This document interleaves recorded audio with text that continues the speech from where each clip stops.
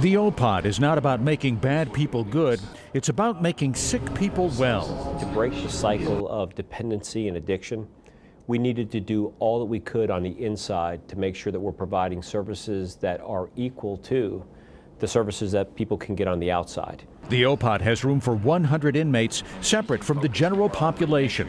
It's Spartan, with bunks like a barracks, rehab for a captive but willing audience caught up in a public health emergency. 80% of people who are addicted to opioids started out with a legal prescription for the medication. When I finally died, I was brought back with Narcan. Luckily, my girlfriend brought me back because the two people, in the front seat, they were just going to dump me on the side of the road.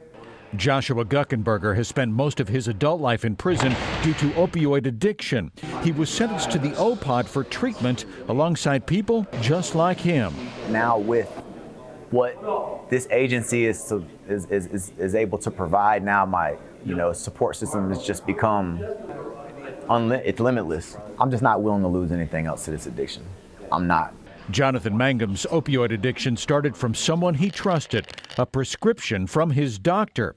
He's focused on staying sober behind bars and once he gets out. The most important key thing is the connection of being supported by people when you get out. What's important for us is to have a warm handoff on the services and the resources that are being made available to them here.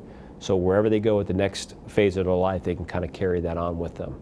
In Seminole County in 2018, more than 400 people were brought back to life from an overdose through the use of Narcan. There were 82 opioid-related deaths. There's never been a time in Seminole County where 80-plus people were dying of anything. Seminole County's approach to fighting opioid addiction should also prevent crime. More than a dozen drug dealers have been prosecuted for first-degree murder. Specially trained deputies respond to every overdose and follow up on every one. And the OPOD has already had its first graduating class, its first success. It's going to be major. I know it is, and I'm looking forward to be a part of it. This mural right here is my first painting. I've come a long way, and I still got a long way to go.